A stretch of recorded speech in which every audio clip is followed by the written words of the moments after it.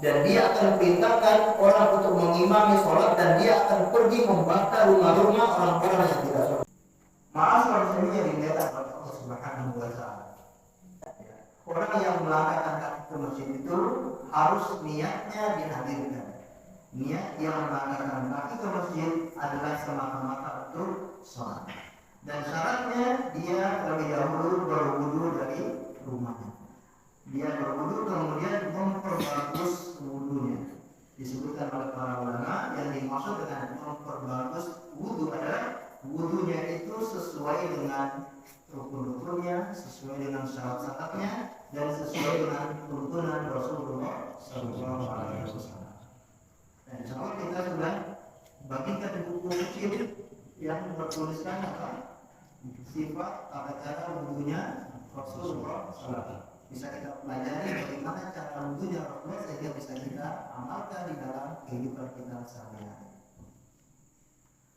Kemudian poin berikutnya atau keutamaan berikutnya ketika orang melangkahkan kaki masjid, ketika dia masuk ke dalam masjid, maka sudah dihitung pahala sholat.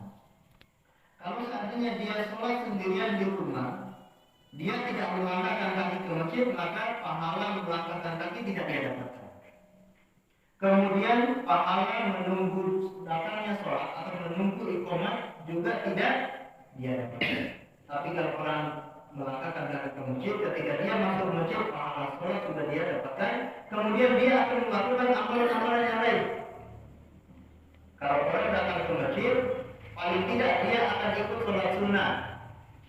Kalau sholat sendirian di rumah, bisa jadi dia tidak sholat sunnah. Dia berjalan ke masjid, bisa jadi dia ketemu sama temannya, bertemu sama saudaranya, dia mengucapkan salam, dapat pahala atau tidak? Dapat pahala. Ketika kita bertemu saudara kita mengucapkan salam, maka akan mendapatkan pahala. Bahkan Ibnu Umar sengaja datang ke pasar supaya ketemu banyak orang, supaya bisa mengucapkan salam. Karena dalam hadis yang sahih disebutkan oleh Rasulullah, kalau siapa mengucapkan salam akan diberi 10 pahala oleh Allah Subhanahu wa Ta'ala. Itu artinya ketika tidak dikerjakan maka akan berdosa. Ketika azan dikumandangkan dan orang ini mendengar azan dan dia tidak datang ke masjid, maka dia telah berdosa. Ini pendapat pertama, hukum sholat berjamaah dalam fardu ain. Dan ini pendapat mayoritas ulama dan mayoritas para sahabat Nabi Sallallahu Alaihi Wasallam. Mayoritas para ulama sepakat, ya kebanyakan mereka berpendapat sholat berjamaah bagi laki-laki. Maaf, ini bagi laki-laki. Sholat berjamaah bagi laki-laki hukumnya adalah fardu ain. Bagaimana disebutkan dalam Al-Quran?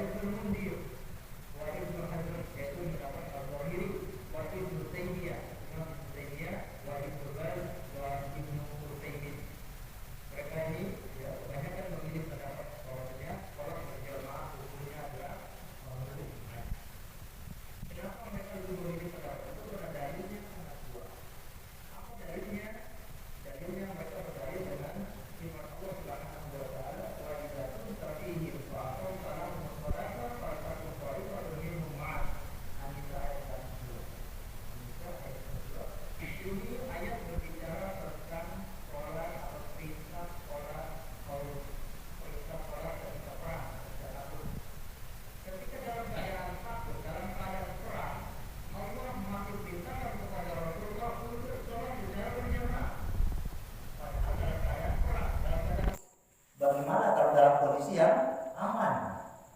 Kalau kita sedang tidak ada perang, kita sedang aman, sedang tentram, maka sholat berjamaah hukumnya lebih wajib.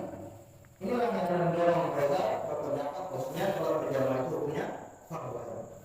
Dan ada juga dalil-dalil yang lainnya yang mereka bawakan, yaitu bagaimana Rasulullah mengancam akan membakar rumah orang-orang yang tidak sholat berjamaah.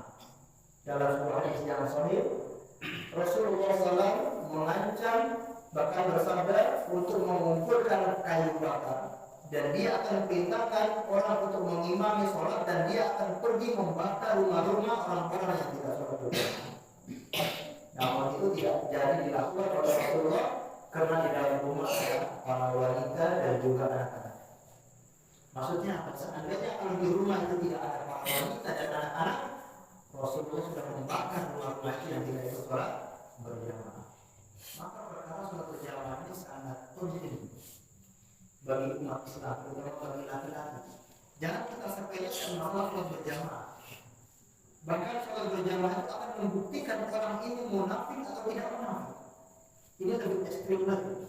Sholat berjamaah itu akan membuktikan apakah orang ini benar-benar muslim atau tidak muslim. Apakah hanya KTP-nya saja muslim. Karena sholat berjamaah itu syiar, sedangkan kita harus menampakkan kalau saya ini orang muslim, saya menampakkan syiar Islam yaitu sholat berjamaah.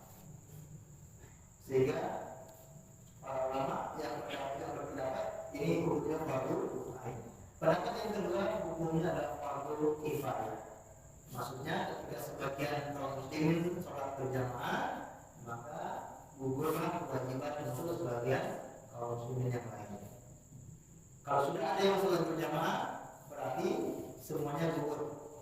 Tapi kalau sama sekali di dalam masjid datang waktu sholat tidak ada yang sholat berjamaah, semua kampung ini akan mendapatkan dosa.